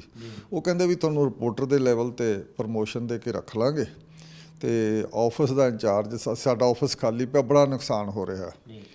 ਤੇ ਉਸ ਨਾਲ ਫਿਰ ਚਲੋ ਮੈਂ ਮੰਨ ਗਿਆ। ਦੂਜੀ ਇਹ ਸੀ ਵੀ ਉਹ ਮੈਨੂੰ ਦੂਸਰਾ ਉਹਨਾਂ ਦੀ ਇਹ ਸ਼ਰਤ ਸੀ, ਤੇ ਉਹਨੇ ਮੇਰੇ ਨਾਲ ਗੱਲ ਵੀ ਕੀਤੀ, ਇਸ ਨੇ ਅਖਿਲ ਗੌਤਮ ਜਿਹੜਾ ਇੱਥੋਂ ਗਿਆ ਸੀਗਾ, ਉਹ ਵੀ ਹੁਣ ਹੈ ਨਹੀਂ, ਅੱਜ ਕੱਲ੍ਹ ਪੂਰਾ ਹੋ ਗਿਆ। ਤੇ ਉਸ ਨੇ ਅਖਿਲ ਗੌਤਮ ਕਹਿੰਦਾ ਵੀ ਸਾਨੂੰ ਪਤਾ ਤੂੰ ਲੈਫਟ ਬੈਕਗਰਾਊਂਡ ਤੋਂ ਆਇਆ, ਕਿਉਂ PSU ਨਾਲ ਜੁੜਿਆ ਵਾ ਸੀ ਇੱਥੇ ਯੂਨੀਵਰਸਿਟੀ ਦੇ ਦਿਨਾਂ 'ਚ 70 'ਚ, ਉਦੋਂ ਬੰਦੇ ਬਹੁਤ ਲੈਫਟ ਨਾਲ ਯੂਨੀਵਰਸਿਟੀਆਂ 'ਚ ਜ਼ੋਰ ਸੀ। ਮੇਰੇ ਖਿਆਲ ਨਾਲ ਜਿੰਨੇ ਉਸ ਵੇਲੇ ਦੇ ਪੱਤਰਕਾਰ ਸੀ ਬਹੁਤੇ ਲੈਫਟ ਤੋਂ ਇਸ ਪਾਸੇ ਆਏ ਸੀ, ਬਹੁਤੇ ਲੈਫਟ ਤੋਂ ਆਏ ਸੀ। ਤੇ ਉਹ ਲੈਫਟ ਵਾਲਾ ਕਰਕੇ ਤੂੰ ਆਖੇ ਵੀ ਭਿੰਡਰਾਂ ਵਾਲੇ ਦਾ ਚੇਲਾ ਤਾਂ ਨਹੀਂ ਬਣ ਜਾਏਗਾ। ਇੱਕ ਉਹਨੇ ਇਹ ਕਿਹਾ, ਚਲ ਗੱਲਾਂ ਗੁਲਾਬ ਜਾਣਦੇ ਸੀ, ਅਸੀਂ ਇੱਕ ਦੂਜੇ ਨੂੰ ਹੱਸਦੇ ਉੱਤੇ ਰਹੇ। ਦੂਜੇ ਦਿਨ ਉਹਨਾਂ ਨੇ ਕਿਹਾ ਵੀ ਇੱਕ ਫਾਰਮਲ ਜੀ ਪ੍ਰੈਸ ਕਾਨਫਰੰਸ, ਫਾਰਮਲ ਜੀ ਇੰਟਰਵਿਊ ਦਿੱਲੀ ਦੇ ਆ ਤੂੰ ਸਾਡੇ ਆਫਿਸ 'ਚ। ਤੇ ਸਾਡੇ GM ਤੋਂ ਜਾ ਕੇ GM ਕੋਲੇ ਗਿਆ, ਉੱਥੇ ਮੈਨੂੰ ਉਹਨਾਂ ਨੇ ਮੇਰੇ ਕੋਲੇ ਸਾਰੀ ਉਸੇ ਕਿਸਮ ਦੀ ਉਹਨਾਂ ਦਿਨਾਂ 'ਚ ਰਿਕਾਰਡ ਤੁਹਾਡਾ ਹੁੰਦਾ ਸੀ, ਹਰੇਕ ਅੱਜ ਵੀ ਲੋੜ ਹੁੰਦੀ ਹੈ ਬੰਦਾ ਕੰਮ ਕਿਵੇਂ ਕਰਦਾ। ਤੇ ਉਹ ਕਟਿੰਗ ਮੇਰੇ ਕੋਲ ਸੀਗੀਆਂ, ਸਾਰੀਆਂ ਕਲਿੱਪਿੰਗ ਸੀਗੀਆਂ, ਤੇ ਉਹ ਚਲੋ ਦੇਖ ਕੇ ਫਾਈਲ ਕਹਿੰਦੇ ਠੀਕ ਹੈ। ਤੇ ਉਹਨਾਂ ਨੇ ਮੈਨੂੰ ਇਹ ਦੇਤਾ ਅਪਾਇੰਟਮੈਂਟ ਲੈਟਰ। ਤੇ ਫਿਰ ਇੱਕ ਮੈਂ ਉੱਥੇ ਸਿੱਧਾ ਅੰਮ੍ਰਿਤਸਰ ਜਾਂਦਾ ਰਿਹਾ, ਜੁਆਇਨ ਕਰ ਲਿਆ। ਉਦੋਂ ਜਾ ਕੇ ਮੈਨੂੰ ਇਹ ਜਿਹੜੀ ਕਹਾਣੀ ਹੈ ਅਟਵਾਲ ਵਾਲੀ ਪਤਾ ਲੱਗਾ। ਫਿਰ ਮੈਂ ਆਫਿਸ ਖਾਲੀ ਪਿਆ ਸੀ, ਆਫਿਸ ਚਲਾਇਆ ਸਾਰਾ। ਤੁਸੀਂ ਹੋਰ ਵੀ ਬਹੁਤ ਸਾਰੀਆਂ ਚੀਜ਼ਾਂ ਰਿਪੋਰਟ ਕੀਤੀਆਂ ਹੋਣੀਆਂ, ਪਰ ਇੱਕ ਹੋਰ ਉਸ ਖਬਰ ਦਾ ਪਿਛੋਕੜ ਕੀ ਸੀ ਤੇ ਉਹ ਪੂਰੀ ਖਬਰ ਕੀ ਸੀ, ਜਿਸ ਵਿੱਚ ਵਕਤ DC ਰਮੇਸ਼ ਚੰਦਰ ਸਿੰਘ ਤੁਹਾਨੂੰ ਕਹਿੰਦੇ ਆ ਕੇ ਕਿਹਾ ਜਾਂ ਫੋਨ ਤੇ ਕਿਹਾ ਵੀ ਉਹ ਤੁਹਾਡੀ ਜਿਹੜੀ ਖਬਰ ਹੈ ਸਰਾਸਰ ਝੂਠੀ ਹੈ, ਤਾਂ ਤੁਸੀਂ ਫਿਰ ਕੀ ਜਵਾਬ ਦਿੱਤਾ? ਬੜੀ ਹੈਰਾਨੀ ਵਾਲੀ ਗੱਲ ਹੈ ਵੀ ਅਸੀਂ ਪਰਸੋਂ ਸੈਚਰਡੇ ਨੂੰ ਇੰਡੀਅਨ ਇੰਸਟੀਚਿਊਟ ਸਾਡਾ ਜਿਹੜਾ ਇੰਸਟੀਚਿਊਟ ਆਫ ਸਿੱਖ ਸਟੱਡੀਜ਼ ਇੱਥੇ ਚੰਡੀਗੜ੍ਹ ਜਾਂ ਕੰਥਾਲਾ, ਉਹਦੇ 'ਚ ਅਸੀਂ ਇਕੱਠਿਆਂ ਨੇ ਦੋਨਾਂ ਨੇ ਲੈਕਚਰ ਦਿੱਤਾ। ਤੇ ਅਸੀਂ ਤਕਰੀਬਨ ਇਸ ਤੋਂ ਬਾਅਦ ਸਮਝੋ ਵੀ ਤੁਸੀਂ 84 ਤੋਂ ਬਾਅਦ ਅਸੀਂ ਪਹਿਲੀ ਵਾਰੀ ਇੱਕ ਸਟੇਜ ਤੇ ਇਕੱਠੇ ਹੋਏ ਹਾਂ, ਗੱਲ ਹੋਈ ਆ। ਉਦੋਂ ਮੈਂ ਉਹਨਾਂ ਨੂੰ ਯਾਦ ਕਰਾਇਆ ਸੀਗਾ ਵੀ ਉਸ ਨੇ ਕੀ ਕੀਤਾ ਵੀ ਉਹਨਾਂ ਦਿਨਾਂ 'ਚ ਦੋ ਗੱਲਾਂ ਹੋਈਆਂ ਸਾਰੀਆਂ। ਜਦੋਂ ਮੇਰੇ ਤੇ ਆਰਮੀ ਨੇ ਰੇਡ ਕੀਤਾ ਤਾਂ ਇਹ ਰੇਡ 12 ਤਰੀਕ ਨੂੰ ਹੋਇਆ ਸੀ, 12 ਜੂਨ ਨੂੰ। 10 ਜੂਨ ਨੂੰ ਬਲੂ ਸਟਾਰ ਖਤਮ ਹੋਇਆ ਸੀ ਮੋਟੇ ਲੈਵਲ ਤੇ 10-11 ਨੂੰ, ਤੇ 12 ਨੂੰ ਫਿਰ ਮੈਂ ਇੱਕ SP ਸਿਟੀ ਹੁੰਦੇ ਸੀ ਹਰਜੀਤ ਸਿੰਘ, ਪੰਡਿਤ ਹਰਜੀਤ ਸਿੰਘ, ਤੇ ਉਹਨਾਂ ਕੋਲੇ ਗਿਆ। ਉਹ ਮੇਰੇ ਨਾਲ ਪਰਸਨਲ ਬਹੁਤ ਸੀ ਉਹਨਾਂ ਦਾ। ਤੇ ਉਹ ਮੈਨੂੰ ਕਹਿਣ ਲੱਗੇ ਵੀ ਮੈਂ ਬਹੁਤ ਫੌਜ ਵਾਲਿਆਂ ਨੂੰ ਆਖਿਆ ਵੀ ਤੁਸੀਂ ਨਾ ਰੇਡ ਕਰੋ। ਚਲੋ ਉਹਨਾਂ ਨੂੰ ਗਲਤਫਹਿਮੀ ਸੀ ਰੇਡ ਕੀਤਾ। ਆਧਾਰ ਕੀ ਬਣਾਇਆ ਗਿਆ ਕਿ ਤੁਹਾਨੂੰ ਆਰਮੀ ਨੇ ਵੀ ਨਿਸ਼ਾਨਾ ਬਣਾਉਣਾ ਸ਼ੁਰੂ ਕਰਤਾ ਕਿ ਇਸ ਬੰਦੇ ਤੇ ਰੇਡ ਜ਼ਰੂਰੀ ਆ? ਨਹੀਂ, ਉਹ ਫਿਰ ਇਹ ਹੋ ਗਿਆ ਸੀਗਾ ਵੀ ਅੰਦਰ ਜਿਹੜੀ ਹੁਣ ਗੱਲ ਤੁਹਾਨੂੰ ਵੀ ਮੈਂ ਦੱਸੂ, ਜਿਹੜੀ ਰਮੇਸ਼ ਚੰਦਰ ਸਿੰਘ ਦੀ ਪਹਿਲੀ ਗੱਲ ਹੈ ਰੇਡ ਇਹੀ ਸੀਗਾ ਵੀ ਜਦੋਂ ਉੱਥੇ ਦੋ ਹਿੱਸੇ ਸੀ ਖੇਮੇ ਬਣੇ ਵੇ। ਸਾਡੇ PTI ਤੇ UNI ਦੀ ਆਪਸ ਵਿੱਚ ਦੀ ਬਹੁਤ ਜ਼ਿਆਦਾ ਗੜਬੜ ਚੱਲਦੀ ਹੁੰਦੀ ਸੀ, ਤੇ ਉਹਦੇ ਕਰਕੇ ਸਾਰਾ ਇਹ ਉਹਦੇ ਕਰਕੇ ਹੁੰਦਾ ਸੀ ਸਾਰਾ, ਜਦੋਂ PTI UNI ਕਰਕੇ। ਤੇ ਆਪਸ ਵਿੱਚ ਦੀ ਉਹਨਾਂ ਦਾ ਬਹੁਤ ਜ਼ਿਆਦਾ ਹੁੰਦੀ ਸੀ, ਕਿਉਂਕਿ ਖਬਰ ਇਹ ਹੁੰਦੀ ਸੀ ਸਾਡੀ ਵੀ PTI ਦੀ ਛਪੇ ਜਾਂ UNI ਦੀ ਛਪੇ। ਉਹਨੂੰ ਅਸੀਂ ਕਹਿੰਦੇ ਹੁੰਦੇ ਸੀ ਵੀ ਅੱਜ ਕਿਹਨੇ ਸਕੋਰ ਕੀਤਾ। ਇਹ ਸਾਡੀ ਉਦੋਂ ਲੈਂਗੁਏਜ ਹੁੰਦੀ ਸੀ, ਤੇ ਸਾਡੀ ਰੋਜ਼ ਰਿਪੋਰਟ ਬਣ ਕੇ ਆਉਂਦੀ ਹੁੰਦੀ ਸੀ। ਤਾਂ ਇਸ ਕਰਕੇ ਸਾਡੀ ਖਾਮ ਇਹ ਸੀਗੀ ਕਸ਼ਮਕਸ਼ ਬਹੁਤੀ। ਤਾਂ ਆਧਾਰ ਇਹ ਬਣਿਆ ਸੀ ਵੀ ਉਹ ਬਹੁਤਾ ਉਹਦਾ ਝੁਕਾਅ ਜਿਹੜਾ ਸੀਗਾ ਉਹ ਸੰਤ ਲੌਂਗੋਵਾਲ ਵੱਲ ਸੀਗਾ। ਉਸ ਬੰਦੇ ਦਾ ਲੌਂਗੋਵਾਲ ਸੀ ਪੋਲੀਟੀਕਲ ਬੰਦੇ ਅੱਜ ਦੇ ਡੇਟ 'ਚ ਵੀ ਉਹਨੇ 40 ਸਾਲਾਂ ਬਾਅਦ ਤੁਸੀਂ ਇਹ ਦੇਖ ਲਓ ਵੀ ਪੋਲੀਟੀਕਲ ਬੰਦੇ ਪਲਾਂਟ ਬਹੁਤ ਕਰਦੇ ਆ ਖਬਰਾਂ, ਆਪਦੇ ਪ੍ਰੋਪੇਗੈਂਡੇ ਲਈ ਝੂਠ ਬਹੁਤ ਲਵਾਉਂਦੇ ਆ, ਯੂਜ਼ ਬਹੁਤ ਕਰਦੇ ਆ ਪ੍ਰੈਸ ਨੂੰ। ਅੱਛਾ, ਮੈਂ ਮਤਲਬ ਕਿ ਵੀ ਇਸ ਪ੍ਰੈਸ ਨੂੰ ਥੋੜ੍ਹਾ ਜਿਹਾ ਲੈਫਟ ਵਾਲੀ ਸਾਈਡ ਤੋਂ ਆਇਆ ਸੀ, ਤੇ ਮੈਂ ਨਹੀਂ ਸੀ ਹੋਣਾ ਚਾਹੁੰਦਾ ਵੀ ਜਿਵੇਂ ਤੂੰ ਕਹਿਣਾ ਤੇ ਭਿੰਡਰਾ ਸੰਤ ਲੌਂਗੋਵਾਲ ਕਹਿੰਦਾ ਵੀ ਉਸੇ ਤਰੀਕੇ ਦੀਆਂ ਖਬਰਾਂ ਲੱਗਣ। ਮੈਂ ਥੋੜ੍ਹਾ ਜਿਹਾ ਵੱਖਰੇ ਤਰੀਕੇ ਨਾਲ ਲਾਉਣੀ। ਤਾਂ ਸਵਾਲ ਇਹ ਆ ਵੀ ਮੇਰੇ ਨਾਲ ਸੰਤ ਦੀ ਲੌਂਗੋਵਾਲ ਦੀ ਕੋਈ ਇਕੁਏਸ਼ਨ ਨਾ ਬਣ ਸਕੀ। ਤੁਹਾਡੀ ਇਸ ਵਕਤ ਇਹ ਸਮਝਿਆ ਜਾਵੇ ਸੱਤਾ ਤੇ ਵਿਰੋਧੀ ਧਿਰ ਵਾਲੀ ਭੂਮਿਕਾ ਰਹੀ। ਤੇ ਉਹਨੂੰ ਸਮਝ ਲਾ ਕੇ ਵਿਰੋਧੀ ਧਿਰ ਹੈ ਤੇ ਫਿਰ ਆਟੋਮੈਟਿਕਲੀ ਫਿਰ ਐਂ ਸਮਝ ਲੈਂਦੇ ਸੀ ਵੀ ਸਾਡੇ ਵੱਲ ਨਹੀਂ ਤਾਂ ਦੂਜੇ ਸੰਤ ਵੱਲ ਹੋਊਗਾ। ਦੂਜੇ ਸੰਤ ਕੋਲੇ ਖਬਰ ਹੀ ਨਹੀਂ ਸੀ ਹੁੰਦੀ, ਉਹ ਤਾਂ ਓਪਨ ਸੀ, ਜਿਹੜਾ ਕੁਛ ਭਾਸ਼ਣ ਦਿੰਦਾ ਹੁੰਦਾ ਸੀ ਇੱਕ ਨਾ ਉਹਦੀ ਖਬਰ ਸੀ। ਖਬਰਾਂ ਸਾਰੀਆਂ ਹੁੰਦੀਆਂ ਸੀ, ਡਿਕਟੇਟਰ ਸੀ ਜਿਹੜਾ ਮੋਰਚੇ ਦਾ, ਕੀ ਸਟ੍ਰੈਟਜੀ ਲੈਣੀ ਹੈ, ਕੀ ਪਾਲਿਸੀ ਲੈਣੀ ਹੈ, ਹੁਣ ਅਸੀਂ ਕੀ ਕਰਨਾ, ਉਹ ਸਾਰੀਆਂ ਖਬਰਾਂ ਤਾਂ ਸੰਤ ਲੌਂਗੋਵਾਲ ਕੋਲੇ ਸੀ। ਤੇ ਇਸ ਕਰਕੇ ਪਰ ਉਹਨਾਂ ਨੂੰ ਇਹ ਇੰਪ੍ਰੈਸ਼ਨ ਬਣ ਗਿਆ। ਤੇ ਇਹ ਜਿਹੜੀ ਖਬਰ ਹੈ ਉਸ ਦੇ ਪਿੱਛੋਂ ਫਿਰ ਮੈਂ ਇਹਦੇ ਕੋਲੇ ਰਮੇਸ਼ਇੰਦਰ ਕੋਲੇ ਗਿਆ ਤੇ ਰਮੇਸ਼ਇੰਦਰ ਮੈਨੂੰ ਕਹਿਣ ਲੱਗਿਆ ਵੀ 15 ਤਰੀਕ ਨੂੰ ਗਿਆ, 2-3 ਦਿਨਾਂ ਬਾਅਦ। ਇਹ ਆਫਿਸ 'ਚ ਬੈਠਾ ਸੀ DC ਦੇ ਲੈਵਲ ਤੇ ਇਹ ਮੈਨੂੰ ਇਕੱਲਾ ਹੀ ਗਿਆ। ਇਹ ਮੈਨੂੰ ਕਹਿੰਦਾ ਮੈਨੂੰ ਸਾਰੇ ਐਪੀਸੋਡ ਦਾ ਪਤਾ ਹੈ, ਜੋ ਆਰਮੀ ਨੇ ਵਾਲੀ ਸਾਰੀ ਰੇਡ ਵਾਲੀ ਗੱਲ ਹੋਈ ਹੈ, ਹੁਣ ਤੁਸੀਂ ਬੇਫਿਕਰ ਰਹੋ, ਕੁਛ ਨਹੀਂ ਹੁੰਦਾ। ਮਤਲਬ ਬੇਫਿਕਰ ਰਹੋ ਜਾਂ ਕੁਛ ਹੋਇਆ ਹੀ ਨਹੀਂ ਸੀਗਾ, ਇਸ ਕਰਕੇ ਹੈ ਨਹੀਂ ਸੀ ਉਹਨਾਂ ਦੀ ਗਲਤ ਇੰਟੈਲੀਜੈਂਸ ਗਲਤ ਸੀਗੀ। ਤੇ ਇਸ ਕਰਕੇ ਤੇ ਜੇ ਕੁਛ ਹੁੰਦਾ ਤਾਂ ਫਿਰ ਉਹ ਛੱਡਣ ਦਾ ਸਵਾਲ ਹੀ ਨਹੀਂ ਸੀ ਪੈਦਾ ਹੁੰਦਾ। ਇੱਕ ਪਾਸੇ ਆਰਮੀ ਵਾਲਾ ਚੈਲੰਜ, ਉਧਰੋਂ ਖਬਰਾਂ ਲਾਉਣ ਵਾਲਾ ਚੈਲੰਜ ਕਿ ਤੁਹਾਡੀ ਨਹੀਂ ਲਾਈ, ਸਾਡੀ ਨਹੀਂ ਲਾਈ, ਇਹ ਸਾਰੀ ਕਸ਼ਮਕਸ਼। ਦੂਜੇ ਪਾਸੇ ਜਿਵੇਂ ਲਿਖਿਆ ਗਿਆ ਟਾਈਟਲ ਕਿ ਨਾ ਆਰਮੀ ਨੇ ਵਾਲ ਵਿੰਗਾ ਤੁਹਾਡਾ ਕੀਤਾ, ਨਾ ਪੁਲਿਸ ਨੇ। ਪੁਲਿਸ ਵੱਲੋਂ ਕਿਸ ਪੱਧਰ ਤੇ ਥ੍ਰੈਟ ਸੀ? ਪੁਲਿਸ ਵੱਲੋਂ ਥ੍ਰੈਟ ਇਹ ਹੁੰਦੀ ਸੀਗੀ ਵੀ ਤੁਸੀਂ ਵੇਖੋ, ਸਾਨੂੰ ਉੱਥੇ ਡਰ ਜ਼ਿਆਦਾ ਪੁਲਿਸ ਵੱਲੋਂ ਇਸ ਕਰਕੇ ਹੁੰਦਾ ਸੀ, ਪੁਲਿਸ ਬਹੁਤ ਜ਼ਿਆਦਾ ਪ੍ਰੈਸ਼ਰਾਈਜ਼ ਕਰਦੀ ਸੀ। ਪੁਲਿਸ ਦਾ ਸਾਰਾ ਸਾਡੇ ਤੇ ਇਸ ਕਿਸਮ ਦਾ ਪਲਾਂਟ ਹੁੰਦਾ ਸੀ, ਜਿਵੇਂ ਅੱਜ ਇੱਥੇ ਫਲਾਣੇ ਪੁਲਾਂ ਦੇ ਉੱਤੇ ਤਰਨਤਾਰਨ ਤੋਂ ਆ ਰਹੇ ਸੀ ਇੱਕ ਸ਼ੱਕੀ ਨੌਜਵਾਨ, ਅਸੀਂ ਘੇਰਿਆ, ਉਹਨਾਂ ਨੇ ਗੋਲੀ ਚਲਾਤੀ, ਪੁਲਿਸ ਨੇ ਅੱਗੋਂ ਚਲਾਈ, ਉਹਦੇ 'ਚ 2 ਮਰ ਗਏ, 4 ਜ਼ਖਮੀ ਹੋ ਗਏ, ਉਹਨਾਂ ਤੋਂ ਇੰਨੇ ਹਥਿਆਰ ਫੜੇ ਗਏ। ਇਸ ਕਿਸਮ ਦੀ ਝੂਠ ਦੀ ਜਿਹੜੀ ਖਬਰ ਹੁੰਦੀ ਸੀ ਰੋਜ਼ਾਨਾ ਮਿਲਦੀ ਹੁੰਦੀ ਸੀ। ਅੱਛਾ, ਮੈਂ ਇਹਦੇ 'ਤੇ ਸ਼ੱਕ ਦੀ ਥੋੜ੍ਹੀ ਜਿਹੀ ਨਿਗਾਹ ਨਾਲ ਦੇਖਦਾ ਤੇ ਜਾਂ ਮੈਂ ਚਾਹੁੰਦਾ ਹੁੰਦਾ ਸੀ ਵੀ ਇਸ ਨੂੰ ਤੁਸੀਂ ਇਨਵਰਟਡ ਕੌਮਾਂ 'ਚ ਲਿਖੋ, ਇਹ ਐਂ ਨਾ ਲੱਗੇ ਵੀ ਇਹ ਅਸੀਂ ਖਬਰ ਦੇ ਰਹੇ ਤੇ ਸੱਚੀ ਖਬਰ ਹੈ। ਇਸ ਵਿੱਚ ਇਹ ਕੀਤਾ ਜਾਵੇ ਵੀ ਇਹ ਪੁਲਿਸ ਨੇ ਕਿਹਾ ਤੇ ਉਹ ਦੂਜਿਆਂ ਨੂੰ ਇਸ ਕਿਸਮ ਦਾ ਮਤਲਬ ਕਿ ਕੋਈ ਫਰਕ ਸ਼ਰਕ ਕਰਨਾ ਨਹੀਂ ਸੀ ਚਾਹੁੰਦੇ। ਉਹਨਾਂ ਨੂੰ ਲੱਗਦਾ ਸੀ, ਮੈਨੂੰ ਲੱਗਦਾ ਸੀ ਇਹ ਆਪਣੇ ਆਪ ਵਿੱਚ ਬਹੁਤ ਗਲਤ ਗੱਲ ਹੈ। ਤੇ ਉਹ ਇਸ ਕਰਕੇ ਮੇਰੇ ਨਾਲ ਪੁਲਿਸ ਫਿਰ ਪੂਰੀ ਸਹੀ ਨਹੀਂ ਸੀ ਰਹਿੰਦੀ। ਇਨਫੋਰਮੇਸ਼ਨ ਜ਼ਿਆਦਾ ਉਹਨੂੰ ਦਿੰਦੀ ਕਿਉਂਕਿ ਉਹ ਤਾਂ ਜਿਵੇਂ ਕਹੋ ਉਵੇਂ ਲਾਈ ਜਾਂਦਾ ਸੀ PT ਵਾਲਾ। ਤੁਹਾਡਾ ਜਿਹੜਾ ਇਹਨਾਂ ਘਟਨਾਵਾਂ ਦੇ ਕਰਕੇ ਬਦਲੀ ਦਾ ਕਾਰਨ ਬਣਿਆ ਜਾਂ ਕੋਈ ਵਜ੍ਹਾ ਹੋਰ ਸੀ? ਕਿਉਂਕਿ 3 ਸਾਲ ਹੀ ਤਕਰੀਬਨ ਤੁਸੀਂ 3.5 ਸਾਲ ਅੰਮ੍ਰਿਤਸਰ ਰਹੇ, ਉਦੋਂ ਬਾਅਦ ਦਿੱਲੀ ਚਲੇ। ਇਹਦੇ ਵਿੱਚ ਬਿਜਲੀ ਗੱਲ ਜਿਹੜੀ ਰਹਿ ਗਈ, ਜਿਹੜੀ ਰਮੇਸ਼ਇੰਦਰ ਸਿੰਘ ਵਾਲੀ ਗੱਲ ਤੁਹਾਨੂੰ ਦੱਸਦਾ, ਤੁਸੀਂ ਪਹਿਲਾ ਸਵਾਲ ਕੀਤਾ ਸੀ।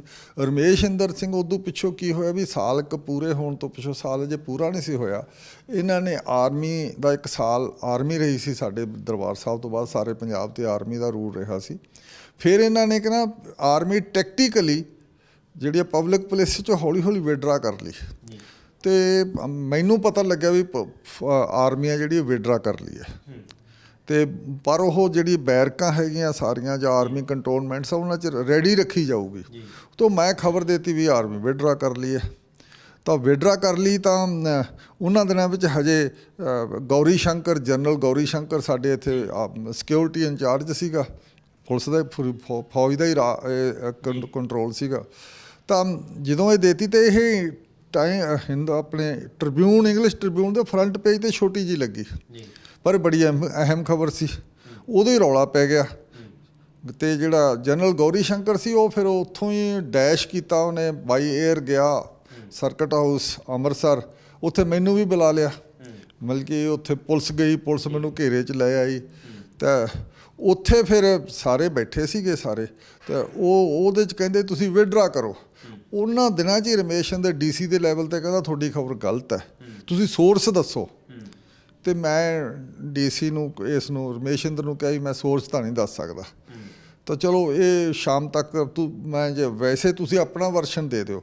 ਤਾਂ ਉਹ ਕਹਿੰਦਾ ਵੀ ਫਿਰ ਇਹ ਚੰਡੀਗੜ੍ਹ 'ਚ ਤਾਂ ਬਹੁਤ ਗੜਬੜ ਹੈ ਤੇ ਚਲੋ ਤੁਸੀਂ ਰੁਕੋ। ਤੇ ਫਿਰ ਇਹਨੇ ਦੂਸਰੇ ਦਿਨ ਮੈਨੂੰ ਉਹਨਾਂ ਨੇ ਕਾਲ ਕਰ ਲਿਆ, ਕਾਲ ਕੀ ਫਾਲਨ ਕੀਤਾ ਬਕਾਇਦਾ ਸਾਰਾ ਗੌਰੀ ਸ਼ੰਕਰ ਦੇ ਅੱਗੇ। KPS ਗਿੱਲ ਉਦੋਂ DIG ਸੀ, ਸਾਰਾ ਛੋਟੀ ਪੋਜੀਸ਼ਨ ਸੀ, ਤੇ ਉਹਨਾਂ ਦੇ ਸਾਰੇ ਮੈਂ ਸਾਹਮਣੇ ਅੱਗੇ ਉਹਨਾਂ ਨੇ ਬਕਾਇਦਾ ਖੜੇ ਕਰਕੇ ਮੈਨੂੰ ਕਹਿੰਦੇ ਵੀ ਤੂੰ ਗਲਤ ਖਬਰ ਦਿੱਤੀ ਹੈ।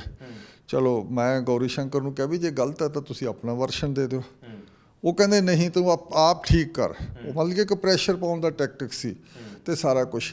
ਅੱਛਾ, ਉਹਦੇ ਵਿੱਚ ਇਹਨੂੰ ਕਿਸੇ ਤਰੀਕੇ ਨਾਲ ਲੈ ਲਓ। ਮੈਨੂੰ ਲੱਗਿਆ ਸੀ ਵੀ ਇਹ ਹੁਣ ਅਰੈਸਟ ਕਰਨਗੇ, ਪੁਲਿਸ ਵੀ ਸਾਰੀ ਆਲੇ ਦੁਆਲੇ ਸੀਗੀ ਸਾਰੀ।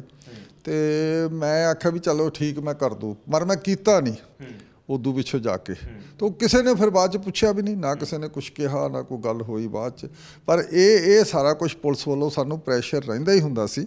ਇੱਕ ਤਾਂ ਪੁਲਿਸ ਦਾ ਵਰਸ਼ਨ ਤੁਸੀਂ ਪੂਰਾ ਸਾਰਾ ਕਵਰ ਕਰੋ, ਤੇ ਇੱਕ ਉਹ ਜਿਹੜਾ ਝੂਠ ਝਾਠ ਬਹੁਤ ਲਾਉਂਦੇ ਸੀਗੇ ਉਹ ਵੀ ਸਾਰਾ ਦਿਓ ਤੁਸੀਂ। ਤੇ ਜੇ ਤੁਸੀਂ ਉਹਦੇ ਬਹੁਤੇ ਪੁਲਿਸ ਦੇ ਖੈਰ ਖੁਆਹ ਤਾਂ ਫਿਰ ਤੁਸੀਂ ਕਹਿ ਦਿਓ ਵੀ ਆਹ ਪੁਲਿਸ ਇੰਟੈਲੀਜੈਂਸ ਏਜੰਸੀਆਂ ਨੇ ਆਹ ਕਿਹਾ, ਇੱਥੋਂ ਤੱਕ ਵੀ ਲਾ ਦਿੰਦੇ ਹੁੰਦੇ ਸੀ, ਜਿਹੜਾ ਕਿ ਅਨਐਥੀਕਲ ਸੀਗਾ ਪ੍ਰੈਸ ਦੇ ਵਿੱਚ। ਅਸੀਂ ਕਦੇ ਨਹੀਂ ਸੀ ਲਾਉਂਦੇ ਹੁੰਦੇ ਪਹਿਲਾਂ। ਬਹੁਤ ਸਾਰੇ ਪੱਤਰਕਾਰ ਤਾਂ ਡਟੇ ਰਹੇ ਕਿ ਅਸੀਂ ਨਹੀਂ ਮੰਨਣੀ ਤੁਹਾਡੀ, ਅਸੀਂ ਆਪਣੇ ਹਿਸਾਬ ਨਾਲ ਪੱਤਰਕਾਰੀ ਦੇ ਜਿਹੜੇ ਐਥਿਕਸ ਜੋ ਕਹਿੰਦੇ ਨੇ ਉਸ ਹਿਸਾਬ ਨਾਲ ਚੱਲਣਾ ਹੈ। ਤੁਸੀਂ ਇਹ ਸਾਰੀਆਂ ਚੀਜ਼ਾਂ ਵਿੱਚੋਂ ਗੁਜ਼ਰਦੇ ਜਦੋਂ ਦਿੱਲੀ ਵੱਲ ਨੂੰ ਰੁਖ ਕੀਤਾ ਜਾਂ ਇੱਥੋਂ ਬਦਲੀ ਹੋ ਗਈ ਤੁਹਾਡੀ, ਉਸ ਵਕਤ ਇਹ ਵੀ ਦੱਸਿਆ ਗਿਆ ਇਸ ਕਿਤਾਬ ਦੇ ਵਿੱਚ ਵੀ ਤੁਹਾਡੀ ਕਹਾਣੀ ਦੇ ਜ਼ਰੀਏ ਕਿ ਉਸ ਵਕਤ ਜਿਹਦੇ ਸਿਰ ਤੇ ਪੱਗ ਹੈ ਜਾਂ ਦਾੜੀ ਹੈ ਉਸ ਨੂੰ ਜ਼ਿਆਦਾ ਖਾਸ ਕਰਕੇ ਹਰਿਆਣੇ ਵਿੱਚ ਉਹਦੀ ਗੁਜ਼ਰਨਾ ਹੈ, ਤੇ ਉਦੋਂ ਭਜਨ ਲਾਲ ਦੀ ਸਰਕਾਰ ਵੇਲੇ ਬੜੀਆਂ ਖੱਜਲ ਖੁਆਰੀਆਂ ਸਾਹਮਣਾ ਕਰਨਾ ਪੈਂਦਾ। ਹਾਂ, ਦਰਬਾਰ ਸਾਹਿਬ ਤੋਂ ਪਹਿਲਾਂ ਬਹੁਤ ਖੱਜਲ ਖੁਆਰੀਆਂ ਕਰਨੀਆਂ ਪਈ, ਉਦੋਂ ਬਾਅਦ ਫਿਰ 84 ਵੇਲੇ ਵੀ ਕਰਨੀਆਂ ਪਈਆਂ, 6 ਮਹੀਨੇ ਬਾਅਦ ਨਵੰਬਰ 84 'ਚ ਵੀ ਕਰਨੀਆਂ ਪਈਆਂ। ਉਦੋਂ ਪਿੱਛੋਂ ਨਵੰਬਰ 84 ਦੀ ਦਹਿਸ਼ਤ ਇਸ ਸਮੇਂ ਤੱਕ ਲੰਬੀ ਰਹੀ, ਇਸ ਸਮੇਂ ਤੱਕ ਲੰਬੀ ਦਹਿਸ਼ਤ ਰਹੀ ਵੀ ਸਾਨੂੰ ਮੈਂ 1 ਸਾਲ ਪਿੱਛੋਂ 87 'ਚ 86 ਦੇ ਬਿਗਨਿੰਗ 'ਚ ਪਹੁੰਚ ਗਿਆ, 86 ਦੇ ਐਂਡ 'ਚ। ਤਾਂ ਉਦੋਂ ਵੀ ਹਜੇ ਜਿਹੜਾ ਸ਼ੈਡੋ ਸੀਗਾ ਨਵੰਬਰ 84 ਦੇ ਕਤਲੇਆਮ ਦਾ, ਉਹ ਸਾਰੇ ਸਿੱਖਾਂ 'ਤੇ ਸੀਗਾ। ਤੇ ਜਿਹੜਾ ਪੱਗ ਨਾਲ ਬੰਦੇ ਨੂੰ ਉੱਥੇ ਵਿਚਰਨਾ ਤੇ ਰਿਪੋਰਟਿੰਗ ਕਰਨੀ ਬਹੁਤ ਔਖੀ ਸੀ।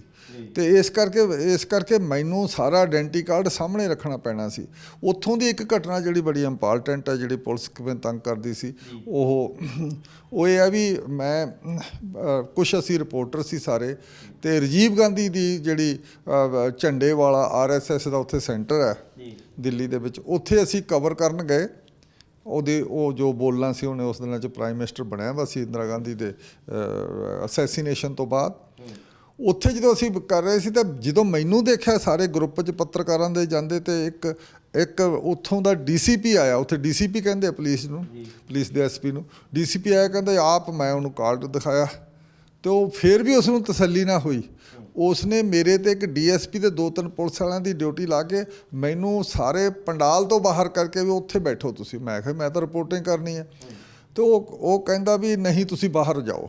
ਜਿੰਨਾ ਚਿਰ ਪ੍ਰੋਗਰਾਮ ਚੱਲਦਾ ਰਿਹਾ ਮੇਰੇ ਆਲੇ ਦੁਆਲੇ ਉਹ ਪੁਲਿਸ ਵਾਲੇ ਬੈਠੇ ਰਹੇ।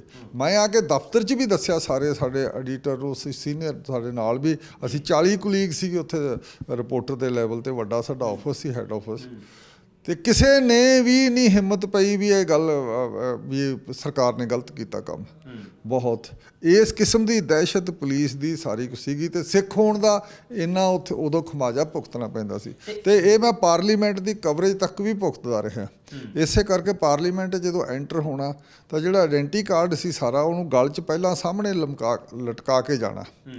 ਤੇ ਜਿਹੜੇ ਸਾਡੇ ਦੂਜੇ ਰਿਪੋਰਟਰ ਹੁੰਦੇ ਸੀ ਸਾਰੇ ਲੋਕਲ ਉੱਥੋਂ ਦੇ ਹਿੰਦੂ ਰਿਪੋਰਟਰ ਜਾਂ ਨੌਨ ਸਿੱਖ ਰਿਪੋਰਟਰ, ਉਹਨਾਂ ਨੂੰ ਕੋਈ ਸਮੱਸਿਆ ਨਹੀਂ ਹੁੰਦੀ ਸੀ। ਉਹ ਕਹਿੰਦੇ ਯਾਰ, ਉਹ ਮੈਨੂੰ ਕਹਿੰਦੇ ਹੁੰਦੇ ਸੀ ਤੂੰ ਲਟਕਾ ਕੇ ਕਿਉਂ ਜਾ ਰਿਹਾ। ਤੇ ਇਸ ਕਿਸਮ ਦੀਆਂ ਗੱਲਾਂ ਸਾਰੀਆਂ ਪ੍ਰੈਸ਼ਰ। ਇਹ ਤਾਂ ਕੁਦਰਤੀ ਹੈ ਕਿ ਮਾਨਸਿਕ ਦੇ ਤੌਰ ਦੇ ਉੱਤੇ ਵੀ ਜਿੰਨਾ ਮਰਜ਼ੀ ਬੰਦਾ ਦਲੇਰ ਹੋਵੇ ਅਸਰ ਤਾਂ ਪੈਂਦਾ ਹੈ। ਇੱਕ ਵਾਰ ਉਹ ਕੀ ਹੋਇਆ ਕਿ SSP ਆਲਮ ਹੀ ਤੁਹਾਡੇ ਤੇ ਖਿੱਚ ਗਏ, ਤੁਹਾਨੂੰ ਖਿੱਚ ਕੇ ਬਹੁਤ ਕੁਝ ਕਹਿਣ ਲੱਗੇ। SSP ਆਲਮ ਤੋਂ ਬਸ ਇਹ ਸੀ ਵੀ ਉਹਨੇ ਆਲਮ ਸੈਨਾ ਤਾਂ ਬਣਾਈ ਸੀ, ਸਾਰਾ ਕੁਝ ਤੁਹਾਨੂੰ ਪਤਾ ਹੀ ਆ ਵੀ ਉਹ ਪਹਿਲਾ ਬੰਦਾ ਜਿਹਨੇ ਜਿਹੜੇ ਕੈਟ ਖੜੇ ਕੀਤੇ ਆ ਮੋਟੇ ਲੈਵਲ 'ਤੇ, ਆਲਮ ਸੈਨਾ ਕਹਿੰਦੇ ਸੀ ਉਹਨੂੰ। ਤੇ ਉਹ ਆਲਮ, ਉਹਨਾਂ ਦਾ ਬਹੁਤ ਵੱਡਾ ਫੰਕਸ਼ਨ ਸੀਗਾ ਇੱਕ, ਜਿੱਥੇ ਸਾਰੀ ਮੈਡੀਕਲ ਕਾਲਜ ਮਜੀਠਾ ਰੋਡ ਉੱਤੇ ਮੈਡੀਕਲ ਕਾਲਜ ਦੇ ਕਿਸੇ ਕਮਰੇ ਦੇ ਵਿੱਚ ਮੀਟਿੰਗ ਹੋ ਰਹੀ ਸੀ ਸਾਰਿਆਂ ਦੀ। ਤੇ ਸਾਡੇ ਕੋਲੇ ਕੁਝ ਬੰਦੇ ਮੈਸੇਜ ਲੈ ਕੇ ਆਏ, ਇੱਕ ਡਾਕਟਰ ਬੁੱਟਰ ਸੀ ਉਹਨਾਂ 'ਚੋਂ, ਉਹ ਮਾਰਿਆ ਗਿਆ ਬਾਅਦ 'ਚ। ਉਹ ਮੈਸੇਜ ਲੈ ਕੇ ਆਈ ਪ੍ਰੈਸ ਕਾਨਫਰੰਸ ਹੈ, ਤੁਸੀਂ ਮੇਰੇ ਪਿੱਛੇ ਆ ਜਾਓ। ਉੱਥੇ ਜਦੋਂ ਅਸੀਂ ਜਾਣ ਲੱਗੇ ਪਤਾ ਲੱਗਿਆ ਪੁਲਿਸ ਦਾ ਪਹਿਲਾਂ ਹੀ ਇੱਥੇ ਚੌਂਕ ਸੀ ਜਿਹੜਾ ਲਾਰੈਂਸ ਚੌਂਕ, ਉਹਦੇ 'ਚ ਹੀ ਸਾਰਾ ਪੁਲਿਸ ਦਾ ਪਹਿਰਾ ਸੀ। ਅਸੀਂ ਦੇਖ ਕੇ ਉੱਥੋਂ ਮੁੜੇ ਆਏ ਵੀ ਇਹ ਤਾਂ ਗੱਲ ਐਕਸਪੋਜ਼ ਹੋ ਗਈ ਹੈ। ਤਾਂ ਜਦੋਂ ਅਸੀਂ ਆਏ ਤਾਂ ਫਿਰ ਡਾਕਟਰ ਬੁੱਟਰ ਕਹਿੰਦਾ ਤੁਸੀਂ ਆ ਨਹੀਂ ਰਹੇ ਸਾਡੇ ਨਾਲ। ਉਹਨੂੰ ਦੱਸਿਆ, ਅਸੀਂ ਹੋਟਲ 'ਚ ਵੜ ਗਏ, ਉੱਥੇ ਦੱਸਿਆ ਭਾਈ ਪੁਲਿਸ ਆ ਗਈ ਆ ਸਾਰੇ। ਉਸ ਨੇ ਫਿਰ ਆਪ ਵੀ ਨਿਕਲ ਗਿਆ ਤੇ ਉਹਨਾਂ ਨੂੰ ਵੀ ਦੌੜਾਤਾ। ਤੇ ਇਸ ਕਰਕੇ ਜਹਾਲ ਆਲਮ ਨੂੰ ਬੜਾ ਗੁੱਸਾ ਸੀ ਵੀ ਇਹਨਾਂ ਬੰਦਿਆਂ ਨੇ, ਮੈਂ ਤੇ ਮਹਿੰਦਰ ਸਿੰਘ ਇਕੱਠੇ ਸੀਗੇ, ਵੀ ਉਹਨਾਂ ਨੂੰ ਲੱਗਾ ਵੀ ਇਹ ਪੱਤਰਕਾਰ ਗੜਬੜ ਕਰ ਗਏ ਸਾਰੇ। ਮੇਰੇ ਤੇ ਜ਼ਿਆਦਾ ਸੀ ਵੀ ਇਹਨਾਂ ਨੇ ਉਹ ਬੰਦੇ ਭਜਾਤੇ ਆ ਸਾਰੇ ਗਾਹਾਂ ਵਾਲਾ। ਬੜਾ ਵੱਡਾ ਟਾਰਗੇਟ ਸੀ। ਸਾਰੀ ਲੀਡਰਸ਼ਿਪ ਜਿਹੜੀ ਉਸ ਵੇਲੇ ਦੀ ਖਾੜਕੂ ਲੀਡਰਸ਼ਿਪ ਸੀ ਉੱਥੇ ਇਕੱਠੀ ਹੋਈ ਸੀ। ਤਾਂ ਇਸ ਕਰਕੇ ਮੇਰੇ ਤੇ ਬਹੁਤ ਔਖਾ ਸੀ। ਫਿਰ ਉਹਨੇ ਦਿੱਲੀ ਕਿਹਾ ਵੀ ਜਾਂ ਤਾਂ ਇਸ ਦੀ ਬਦਲੀ ਕਰ ਦਿਓ ਤੇ ਜਾਂ ਅਸੀਂ ਇਸ ਨੂੰ ਹੁਣੇ ਅਰੈਸਟ ਕਰਨ ਲੱਗੇ ਹਾਂ। ਤਾਂ ਫਿਰ ਉਹਨਾਂ ਨੇ ਸਾਡੇ ਦਫ਼ਤਰ ਨੇ ਹੈੱਡ ਆਫਿਸ ਨੇ ਇਹੀ ਚੁਆਇਸ ਸੀ ਵੀ ਅਸੀਂ ਇਹਦੀ ਬਦਲੀ ਕਰ ਦਿੰਦੇ ਹਾਂ। ਉਹੀ ਉਸੇ ਦਿਨ ਹੀ ਦਸੰਬਰ ਦੇ ਮਹੀਨੇ 'ਚ ਮੇਰੀ ਕੋਈ ਉਹਨਾਂ ਦਿਨਾਂ 'ਚ ਬਦਲੀ ਹੋ ਗਈ ਤੇ ਉਹ ਇਸ ਕਰਕੇ ਮੇਰੇ ਤੇ ਬਹੁਤ ਔਖਾ ਸੀ ਸਾਰੀ ਗੱਲ ਤੇ। ਜਦੋਂ ਇਹ ਸਾਰੀਆਂ ਗੱਲਾਂ ਤੇ ਹੋਰ ਵੀ ਬਹੁਤ ਨੇ ਜਿਹੜੀਆਂ ਘਟਨਾਵਾਂ ਤੁਹਾਡੇ ਨਾਲ ਸਿੱਧੇ ਤੌਰ ਤੇ ਵੀ ਜੁੜੀਆਂ ਹੋਈਆਂ, ਤੁਸੀਂ ਦੱਸਿਆ ਕਿ ਖਬਰਾਂ ਕਿਵੇਂ ਬਣਦੀਆਂ ਸੀ, ਸੁਰਖੀਆਂ ਸੱਚੀਆਂ ਕਿੰਨੀਆਂ ਝੂਠੀਆਂ ਕਿੰਨੀਆਂ। ਇੱਕ ਉਹ ਵੇਲਾ ਕਿਹੜਾ ਸੀ, ਇੱਕ ਫੰਕਸ਼ਨ ਹੋਣਾ ਸੀ ਤੇ ਜਿੱਥੇ ਤੁਹਾਨੂੰ ਇੱਕ ਫੋਟੋਗ੍ਰਾਫਰ ਜਿਹੜਾ ਪ੍ਰੈਸ ਰਿਪੋਰਟਰ ਮਿਲਿਆ ਤੇ ਉਹ ਕਹਿੰਦਾ ਤੁਸੀਂ ਹਾਲੇ ਵੀ ਜਿਉਂਦੇ ਹੋ, ਮੈਨੂੰ ਤਾਂ ਐ ਸੀ ਮਰ ਗਏ ਹੋਵੋਗੇ। ਨਹੀਂ, ਉਹ ਇਹ ਸੀਗਾ ਵੀ ਜਦੋਂ ਜਿਨ੍ਹਾਂ ਦਿਨਾਂ 'ਚ ਬਲੂ ਸਟਾਰ ਆਪਰੇਸ਼ਨ ਸੀ ਜਿਹਦੇ ਕਰਕੇ ਮੇਰੇ ਤੇ ਰੇਡ ਹੋਇਆ, ਉਹਨਾਂ ਦਿਨਾਂ ਵਿੱਚ ਆਦਰਸ਼ ਸ਼ਰਮਾ ਇੱਕ MI ਹੁੰਦਾ ਇੰਟੈਲੀਜੈਂਸ ਜਿਹੜੀ ਵਿੰਗ ਹੈ ਆਰਮੀ ਦਾ, ਉਹਦਾ ਇੰਚਾਰਜ ਸੀ ਉੱਥੇ ਇੰਟੈਲੀਜੈਂਸ ਵਿੰਗ ਦਾ ਆਰਮੀ ਦੇ ਦਾ। ਤੇ ਉਹ ਬੜਾ ਇਸ ਗੱਲੋਂ ਔਖਾ ਸੀਗਾ ਮੇਰੇ ਤੇ ਉਸਨੇ ਇੱਕ ਬੜੀ ਜ਼ਿਆਦਾ ਪੁੱਛਗਿੱਛ ਜਿਹੜੇ ਅੰਦਰੋਂ ਫੜੇ ਮੁੰਡੇ ਸੀ ਫੈਡਰੇਸ਼ਨ ਦੇ, ਉਹਨਾਂ ਤੋਂ ਮੇਰਾ ਨਾਂ ਲੈ ਕੇ ਪੁੱਛਦੇ ਸੀ ਕੀ ਲਿੰਕ ਆ ਤੁਹਾਡੇ ਉਹਦੇ ਨਾਲ। ਚਲੋ ਉਹਨੂੰ ਕੋਈ ਸਬੂਤ ਨਹੀਂ ਮਿਲਿਆ ਤੇ ਇਸ ਕਰਕੇ ਕੋਈ ਗੱਲ ਨਹੀਂ। ਬਾਅਦ ਵਿੱਚ ਉਹ ਕਿਤੇ ਮੈਨੂੰ ਉਸਨੇ ਫਿਰ ਇੱਕ ਵਾਰੀ ਕੰਟੋਨਮੈਂਟ 'ਚ ਗਏ ਤਾਂ ਆਦਰਸ਼ ਸ਼ਰਮਾ ਨੇ ਬਹੁਤ ਦੁਖੀ ਹੋਇਆ, ਕਹਿੰਦਾ ਵੀ ਤੈਨੂੰ ਜਾਣ ਨਹੀਂ ਦੇਣਾ ਅਸੀਂ। ਬਦਲੀ ਮੈਨੂੰ ਐਂ ਸੀ ਵੀ ਇਹ ਹੁਣ ਇੱਥੇ ਅਟੈਕ ਕਰੂਗਾ ਜਾਂ ਅੰਦਰ ਕਰੂਗਾ, ਕੋਈ ਗੱਲ ਕਰੂਗਾ, ਕਿਉਂਕਿ ਆਰਮੀ ਦਾ ਰੂਲ ਸੀ ਉਹਨਾਂ ਦਿਨਾਂ ਵਿੱਚ। ਤਾਂ ਚਲੋ ਫਿਰ ਇੱਕ ਬ੍ਰਿਗੇਡੀਅਰ ਦੀ ਇੰਟਰਵੈਂਸ਼ਨ ਨਾਲ ਵਾਪਸ ਆ ਗਏ ਅਸੀਂ। ਤੇ ਉਹ ਜਿਹੜਾ ਫੋਟੋਗ੍ਰਾਫਰ ਸੀ ਆਰਮੀ ਦਾ ਜਿਹੜਾ ਸਾਨੂੰ ਲੈ ਕੇ ਗਿਆ ਸੀ, ਉਹਦੀ ਮੋਰਲ ਜੀ ਰਿਸਪੌਂਸਿਬਿਲਟੀ ਲੱਗੀ। ਉਹ ਫਿਰ ਮੈਨੂੰ ਬਹੁਤ ਸਾਲਾਂ ਬਾਅਦ ਜਾ ਕੇ ਮੈਨੂੰ ਬੰਗਲੌਰ ਮਿਲਿਆ ਇੱਕ ਆਰਮੀ ਦੇ ਕਿਸੇ ਫੰਕਸ਼ਨ 'ਤੇ। ਉਸ ਦਿਨ ਉਹਨੇ ਕਿਹਾ ਵੀ ਬਹੁਤ ਜ਼ਿਆਦਾ ਉਸ ਦਿਨ ਦੀ ਇੰਟੈਂਸ਼ਨ ਵੀ ਸੀ ਵੀ ਤੈਨੂੰ ਖਤਮ ਕਰਨਾ, ਤੇ ਪਹਿਲਾਂ ਵੀ ਮੈਂ ਉਹਦੇ ਨਾਲ ਜਦੋਂ ਇੰਟਰੋਗੇਟ ਕਰਦੇ ਸੀ ਅੰਦਰੋਂ ਫੜੇ ਬੰਦਿਆਂ ਨੂੰ, ਉਹਦੇ ਵਿੱਚ ਵੀ ਤੇਰਾ ਕਈ ਵਾਰੀ ਨਾਂ ਲਿਆ ਸੀ ਤੇ ਮੈਂ ਬੜਾ ਖੁਸ਼ ਹਾਂ ਵੀ ਤੂੰ ਜਿੰਦਾ ਹਜੇ ਤੱਕ। ਤਾਂ ਅੱਜ ਦੇ ਸਮੇਂ ਦੇ ਵਿੱਚ ਤੇ ਉਸ ਵੇਲੇ ਦੀ ਤੁਸੀਂ ਪੱਤਰਕਾਰੀ ਦੀ ਵੀ ਗੱਲ ਕੀਤੀ। ਅਖੀਰ ਵਿੱਚ ਮੇਰਾ ਸਵਾਲ ਇਹੀ ਹੈ ਕਿ ਉਸ ਵਕਤ ਬਹੁਤ ਸਾਰੀਆਂ ਚੁਣੌਤੀਆਂ ਦੇ ਨਾਲ ਵੀ ਪੱਤਰਕਾਰੀ ਹੁੰਦੀ ਰਹੀ। ਅੱਜ ਦੇ ਦੌਰ ਵਿੱਚ ਤੇ ਉਸ ਦੇ ਦੌਰ ਦੇ ਵਿੱਚ ਸੱਤਾ ਦਾ ਜਿਹੜਾ ਪ੍ਰੈਸ਼ਰ ਹੈ ਉਸ ਦੇ ਵਿੱਚ ਫਰਕ ਹੈ ਜਾਂ ਫੀਚਰ ਜਿਹੜੇ ਸੇਮ ਮਿਲਦੇ ਜੁਲਦੇ ਆ? ਸੱਤਾ ਦਾ ਪ੍ਰੈਸ਼ਰ ਤਾਂ ਉਵੇਂ ਹੀ ਹੈ, ਸੱਤਾ ਦਾ ਉਵੇਂ ਹੀ ਪ੍ਰੈਸ਼ਰ, ਉਦੋਂ ਵੀ ਪ੍ਰੈਸ਼ਰ ਸੀਗਾ, ਹੁਣ ਵੀ ਪ੍ਰੈਸ਼ਰ ਹੈ। ਹੁਣ ਥੋੜ੍ਹੇ ਜਿਹੇ ਬੰਦੇ ਜ਼ਿਆਦਾ ਬ੍ਰੇਕ ਹੋ ਜਾਂਦੇ ਆ ਸਾਰਾ ਕੁਛ। ਤੇ ਸਾਡੇ ਵੇਲੇ ਥੋੜ੍ਹਾ ਜਿਹਾ ਆਦਰਸ਼ਵਾਦ ਜ਼ਿਆਦਾ ਸੀ, ਘੱਟ ਜ਼ਿਆਦਾ ਸੀ ਆਦਰਸ਼ਵਾਦ ਜ਼ਿਆਦਾ ਸੀ। ਸਾਡੇ 'ਚ ਕੰਜ਼ਿਊਮਰਿਜ਼ਮ ਹੈ ਨਹੀਂ ਸੀਗਾ। ਅਸੀਂ ਕੋਈ ਅੱਜ ਦੇ ਪੱਤਰਕਾਰਾਂ ਵਾਂਗੂ ਮਤਲਬ ਕਿ ਲੋਕਾਂ ਕੋਲ ਬਹੁਤ ਇੱਥੇ ਸਾਡੇ ਨਾਲ ਦੇ ਉਸ ਪੀੜ੍ਹੀ ਨੇ ਬੜੇ ਪੈਸੇ ਬਣਾਏ ਆ, ਬੜੇ ਪਲਾਟ ਇੱਥੇ ਸਰਕਾਰਾਂ ਨੇ ਦਿੱਤੇ ਆ ਤੇ ਉਹਨਾਂ ਕੋਲ ਬੜੇ ਪੈਸੇ ਵਾਲੇ ਆ ਉਸ ਵੇਲੇ ਦੇ ਸਾਡੇ ਸਾਰੇ ਪੱਤਰਕਾਰ ਸਾਰੇ ਕੁਛ। ਤੇ ਉਹਦੇ 'ਚ ਕੋਈ ਘੱਟ ਹੀ ਸੀ ਜਿਹੜਾ ਇਹ ਲਾਲਚ ਤੋਂ ਪਾਸੇ ਹੁੰਦਾ ਸੀ। ਲਾਲਚ ਲੈ ਲਿਆ ਤਾਂ ਫਿਰ ਸਰਕਾਰ ਨਾਲ ਰਲ ਗਏ, ਫਿਰ ਗੋਦੀ ਮੀਡੀਆ ਬਣ ਗਿਆ ਤੁਸੀਂ। ਤੋਂ ਗੋਦੀ ਮੀਡੀਆ 'ਚ ਉਦੋਂ ਘੱਟ ਬਣੇ ਸੀ ਤੇ ਨਾ ਇੰਨੇ ਹਜੇ ਇਸ ਕਿਸਮ ਦੇ ਲਾਲਚ ਬਹੁਤੇ ਦਿੰਦੇ ਸੀਗੇ, ਦੇਣੇ ਸ਼ੁਰੂ ਕੀਤੇ ਸੀ ਉਹਨਾਂ ਦਿਨਾਂ ਦੇ ਵਿੱਚ। ਪਰ ਹੁਣ ਇਹ ਪਤਾ ਲੱਗ ਗਿਆ ਵੀ ਪੱਤਰਕਾਰਾਂ ਦਾ ਬਹੁਤਾ ਹਿੱਸਾ ਜਿਹੜਾ ਹੈ, ਹਜੇ ਵੀ ਬੰਦੇ ਬਹੁਤ ਚੰਗੇ ਹੈਗੇ ਆ, ਉਹਦਾ ਬਹੁਤਾ ਹਿੱਸਾ ਜਿਹੜਾ ਸਰਕਾਰ ਨਾਲ ਰਲ ਕੇ ਉਹ ਇੱਕ ਸੱਤਾ ਦਾ ਆਨੰਦ ਮਾਣਦਾ। ਸੱਤਾ ਦੇ ਆਨੰਦ ਦਾ ਮਤਲਬ ਉਹਦੇ ਕੋਲ ਪੈਸਾ ਤੇ ਸਾਰੀ ਸਹੂਲਤਾਂ ਸਾਰੀਆਂ ਆ ਜਾਂਦੀਆਂ। ਇਹ ਫਰਕ ਹੈ ਬਹੁਤਾ। ਇਸ ਕਰਕੇ ਗੋਦੀ ਮੀਡੀਆ ਦੀ ਹੁਣ ਲੋਕਾਂ ਦੇ ਸਾਹਮਣੇ ਆ ਗਈ ਤੇ ਲੋਕਾਂ ਨੂੰ ਵੀ ਪਤਾ ਲੱਗ ਗਿਆ। ਅੱਗੇ ਮੀਡੀਆ 'ਤੇ ਵਿਸ਼ਵਾਸ ਬਹੁਤ ਸੀ ਸਾਨੂੰ, ਲਿਖਤੀ ਅੱਖਰ ਪ੍ਰਿੰਟ ਮੀਡੀਆ ਹੁੰਦਾ ਸੀ ਸਾਡੇ ਵੇਲੇ, ਲਿਖਤੀ ਅੱਖਰ ਉੱਤੇ ਸਾਰੇ ਇੰਡੀਅਨ ਦਾ ਹੀ ਵਿਸ਼ਵਾਸ ਸੀ ਤੇ ਸਭ ਦਾ ਵਿਸ਼ਵਾਸ ਹੁੰਦਾ ਸੀ। ਬਹੁਤ ਸ਼ੁਕਰੀਆ ਜੀ, ਧੰਨਵਾਦ। ਇਹ ਸਨ ਸਾਡੇ ਨਾਲ ਸੀਨੀਅਰ ਪੱਤਰਕਾਰ ਤੇ ਲੇਖਕ ਜਸਪਾਲ ਸਿੰਘ ਸਿੱਧੂ, ਜਿਨ੍ਹਾਂ ਨੇ ਆਪਣੇ ਉਹ ਤਜਰਬੇ ਉਹ ਖੌਫਨਾਕ ਦੌਰ ਦੇ ਵਿੱਚ ਕੀਤੀ ਪੱਤਰਕਾਰੀ ਦੇ ਤਜਰਬੇ ਸਾਂਝੇ ਕੀਤੇ। ਔਰ ਕਿਤਾਬ ਦੇ ਵਿੱਚ ਜਿਹੜੀਆਂ ਕਹਾਣੀਆਂ ਹਿੱਸਾ ਬਣੀਆਂ ਨੇ, ਅਸੀਂ ਕੋਸ਼ਿਸ਼ ਕਰਾਂਗੇ ਹਰ ਕਹਾਣੀ ਤੁਹਾਡੇ ਨਾਲ ਰੂਬਰੂ ਕੀਤੀ ਜਾਵੇ, ਜ਼ੁਬਾਨੀ ਉਹਨਾਂ ਦੀ ਜੋ ਸਾਡੇ ਵਿੱਚ ਅੱਜ ਵੀ ਨੇ। ਔਰ ਇਹ ਚੰਗੀ ਗੱਲ ਇਹ ਹੈ ਕਿ ਇੱਕ ਜਿਉਂਦੇ ਜਾਗਦੇ ਜਿਹੜੇ ਸਬੂਤ ਨੇ, ਦਸਤਾਵੇਜ਼ ਨੇ, ਉਹ ਸਾਨੂੰ ਵੀ ਮਾਣ ਮਹਿਸੂਸ ਹੋ ਰਿਹਾ ਕਿ ਅਸੀਂ ਤੁਹਾਡੇ ਨਾਲ ਉਹਨਾਂ ਨੂੰ ਰੂਬਰੂ ਕਰਵਾ ਰਹੇ ਹਾਂ। ਫਿਲਹਾਲ ਇਸ ਮੁਲਾਕਾਤ 'ਚ ਇੰਨਾ ਹੀ। ਸਾਥੀ ਕੈਮਰਾਮੈਨ ਮਨਦੀਪ ਸਿੰਘ ਦੇ ਨਾਲ ਸੰਦੀਪ ਲਾਧੂਕਾ, ABC ਪੰਜਾਬ, ਚੰਡੀਗੜ੍ਹ।